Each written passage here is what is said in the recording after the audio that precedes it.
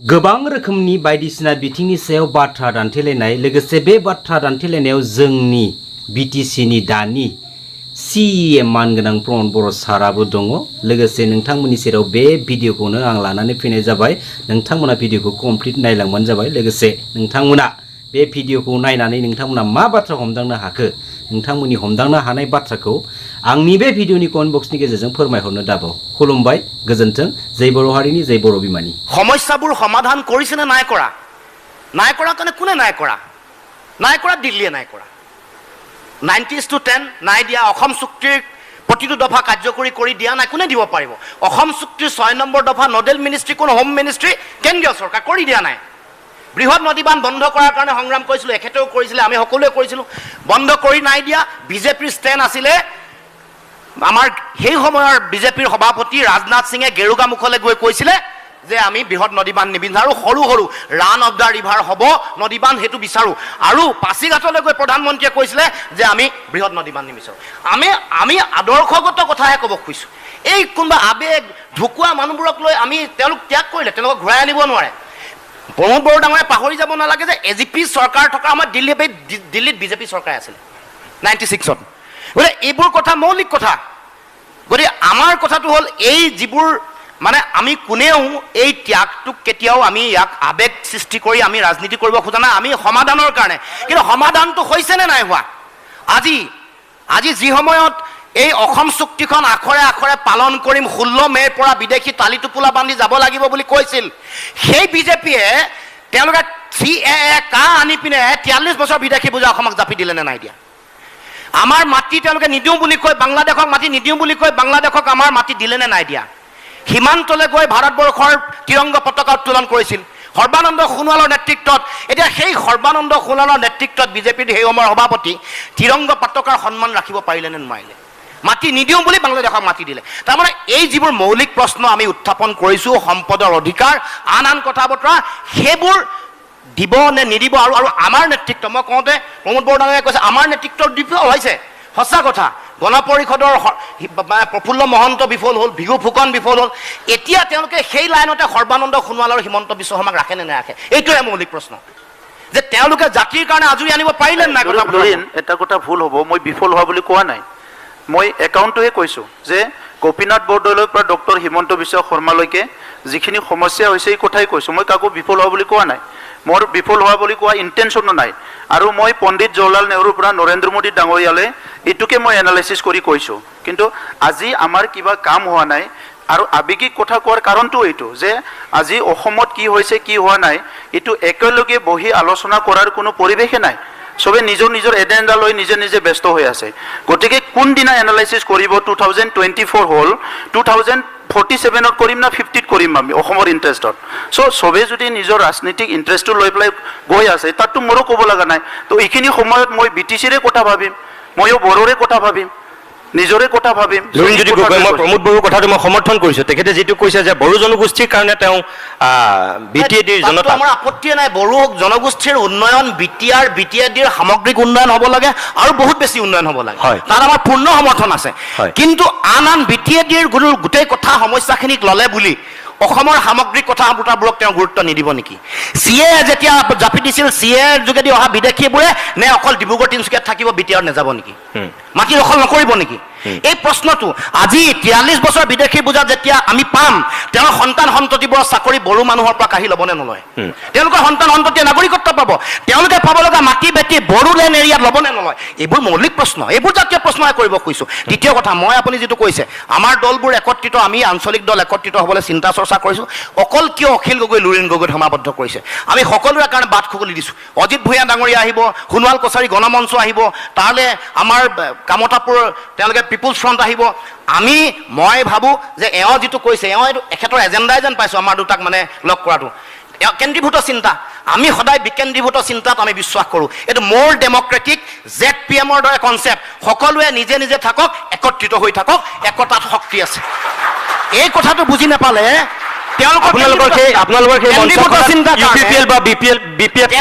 চিন্তা কাৰণে এই কথাটো তেওঁলোকে ক'ব খুজিছে আপোনালোকৰ সেই মঞ্চখনত BPF বা UPPL অসমৰ জাতীয় প্ৰশ্নত যুঁজিলে সকলো আমাৰ ওচৰলৈ আহিব জাতীয় প্ৰশ্নত যদি দিল্লীৰ লগত যুঁজে কম্প্ৰমাইজ নকৰে অধিকাৰ আজুৰি আনিবৰ কাৰণে যদি চিন্তা চৰ্চা কৰে তেতিয়াহ'লে নিশ্চিত আপোনালোকৰ ওচৰলৈ কিয় আহিব লাগে আপোনালোক কিয় যায় তেওঁলোকৰ ওচৰলৈ এটা বিটাৰ ট্ৰুথ কম মই আমাৰ ওচৰলৈ বুলি কোৱা নাই আমাৰ ওচৰলৈ নকওঁ এইটো কথা কেতিয়াও নহয় আমি সকলো সমতা এতিয়া সোণোৱাল কছাৰী এটা জনগোষ্ঠী আমি সমতাৰ দৃষ্টিভংগীৰে চাম এইটো কেনেকুৱা আমিতো বিজেপি নহয় যে ডিক্টেট কৰিম মই তিতা সঁচা এটা কথা কৈ আমিতো বিজেপি নহয় ডিক্টেট কৰি দিম আমাৰ ফালে আহা আমি সমতাৰে বড়ো জনগোষ্ঠী আমাৰ অসমৰ জাতীয় জীৱনৰ আটাইতকৈ পুৰণা ভূমিপুত্ৰ জনগোষ্ঠী তেওঁলোকৰ শক্তি যেতিয়া থাকিব তেওঁলোকৰ অধিকাৰ যেতিয়া সুৰক্ষিত হ'ব সমগ্ৰ অসমীয়া জাতি সত্তাৰ হ'ব এইটো আমি বিশ্বাস কৰোঁ অসমীয়া জাতি গঠন প্ৰক্ৰিয়াত বড়ো কাৰ্বি তিৱা ৰাভাৰ আটাইতকৈ বেছি অৰিহণা হোৱাটো বেছি উচিত এই কথা মই বিশ্বাস কৰোঁ এই বক্তব্য মই ৰাখিছোঁ কৈছোঁ বিভিন্ন সময়ত এইটোত কেতিয়াও হিন্দেৰি নাই আমাৰ অসমৰ জাতি গঠন প্ৰক্ৰিয়াত মূল আৰম্ভণি অংশীদাৰিত্ব বড়ো কাৰ্বি তিৱা ৰাভা মিচিং এইসকলৰ তেওঁলোক ভূমিপুত্ৰ গতিকে তেওঁলোকৰ অধিকাৰ সুৰক্ষিত হোৱাটো আমি অন্তকৰণে বিশ্বাস কৰোঁ আমি কেতিয়াও এই ক্ষেত্ৰত কোনো দ্বিধাবোধ নাই মানে তিতা সঁচা এটা কথা কৈ থ'ম জাষ্ট তিতা কথাটো সঁচাটো ক'ব বিচাৰিছোঁ তিতা সঁচাটো কথা হৈছে যে ইয়াত যিবিলাক ডিছকাশ্যন হয় সেইটো বাস্তৱত ৰূপায়ণ নহয় হয় মানে বহুত সময়ত আমি ট্ৰেইনো আমাৰ এৰি যায় আমাক ফ্লাইটো এৰি যায় সংগ্ৰামটোতো একেলগে কৰে আগত তেনেকুৱা বহুত উদাহৰণ আছে মই লুৰিনক টাৰ্গেট কৰি কোৱা নাই মই তিতা সঁচাটোৱে কৈছোঁ তিতা সঁচাটো হৈছে 50 বছৰত যদি আপুনি খান্দি চায় তেনেকুৱা বহুত মানে ঐক্যবদ্ধভাৱে সংগ্ৰাম হৈছে কিন্তু যেতিয়া মানে ট্ৰেইনত উঠি যাব লগা হয় তেতিয়া আমি কিন্তু ট্ৰেইনটো ফেইল কৰোঁ যাৰ কাৰণে এই পৃথকে পৃথকে আন্দোলনবিলাক হৈ আছে গতিকে পাষ্ট যিটো আপুনি পাষ্টৰ কথা যিহেতু কৈ আছে পাষ্টৰ পৰা লেচনটো এইটোৱে ল'ব লাগে যে আগৰ ভুলটো ৰিপিট হ'ব নালাগে আমি কাকো দোষাৰোপ মই প্ৰমোদ বড়ো ডাঙৰীয়া মই সেইটোৱে কৈছোঁ যে আপুনি এটা আঞ্চলিক শক্তিৰ সভাপতি এটা শক্তিৰ সভাপতি সভাপতি মোৰ কথা হ'ল যে আপোনালোকে যদি ৰাষ্ট্ৰীয়তাবাদৰ বিৰুদ্ধে সংগ্ৰাম কৰিবৰ কাৰণে আঞ্চলিকতাবাদৰ চিন্তাধাৰা নিজকে আগুৱাই নিছে তেনেহ'লে অসমত এনেকুৱা এখন আঞ্চলিকতাবাদৰ মঞ্চ কিয় গঠন কৰিব নোৱাৰে কাৰণ আপোনালোক নেতৃত্ব আপুনি অকল বড়ো জনগোষ্ঠীৰ কিয় লিডাৰ হৈ থাকক আপুনি ভৱিষ্যতলৈ অসমৰ মুখ্যমন্ত্ৰী হওক আপুনি অসমৰ আঞ্চলিক ৰাজনীতি এটাৰ নেতৃত্ব লওক আপুনি অকল বড়ো জনগোষ্ঠীৰ আৰু এটা মই সঁচা কথা কৈছোঁ এইটো শুনাৰ কাৰণে বহুত ভাল এই কথাটো কিন্তু 4জন অসমীয়া মানুহ যদি ৰুমৰ ভিতৰত কথা পাতে বড়োৰ বিৰুদ্ধে পাতে 4জন বড়ো মানুহ যদি ৰুমৰ ভিতৰত কথা পাতে অসমৰ বিৰুদ্ধে পাতে এই ৰিকনচিলিয়েশ্যনটো কোনে কৰিব সেইটো যদি চলি আহিছে যেতিয়া বড়োলেণ্ডৰ সংঘাত হয় আপোনালোকে অৱসান ঘটাব যেতিয়া বড়োলেণ্ডত সংঘাত হয় আপুনি যিটো কথা ক'লে যে 4জন যদি লগ হয় অসমীয়াই বড়োৰ বিৰুদ্ধে পাতে আৰু বড়ো লগ হ'লে অসমীয়াৰ বিৰুদ্ধে এই 4-3 বছৰ UPPLৰ শাসন বিজেপিৰ শাসনত BTCত এইটোকে কৰিবলৈ চেষ্টা কৰি আছো এই 4 বছৰত বহুত ধন্যবাদ তাৰ কাৰণে নিজে হেপিনেছ মিছন এটা মই মিছন লৈছো অহা 1 জানুৱাৰীত 23টা জনগোষ্ঠীৰ ভিজন ডকুমেণ্ট মই নিজে পাব্লিছ কৰিবলৈ গৈ আছো সব জনগোষ্ঠী BTC যিখিনি আছে কিন্তু এইখিনি কামটো মই অসমত কৰিব নোৱাৰো মই প্ৰমোদ বড়ো ডাঙৰীয়া মই বাৰম্বাৰ আপোনাক সেইটোৱে কৈছোঁ যে আপুনি বড়ো ছাত্ৰ সন্থাৰ সভাপতি তাৰপিছত এটা বড়ো আন্দোলনৰ আপুনি মোটামুটি নেতৃত্ব লৈছিল আজি আপুনি CM হৈ আছে আপুনি কিয় BTAD অকল CM হওক মই কৈ আছোঁ যে আপুনি অসমৰ মুখ্যমন্ত্ৰী হওক এদিন আপুনি অসমৰ মুখ্যমন্ত্ৰী হয় সপোনটো কিয় নেদেখায় আপুনি অখিল গগৈ লুৰিণজ্যোতি গগৈ সপোন দেখাটো ভুল নহয় কিন্তু সপোনটো ইমানো ডাঙৰ হ'ব নালাগে যে পিছত আৰু নিজৰ ভৰিৰ মাটিখিনিও নাথাকিব ঠিক আছে তেতিয়াহ'লে মোৰ ক'বলগীয়া নাই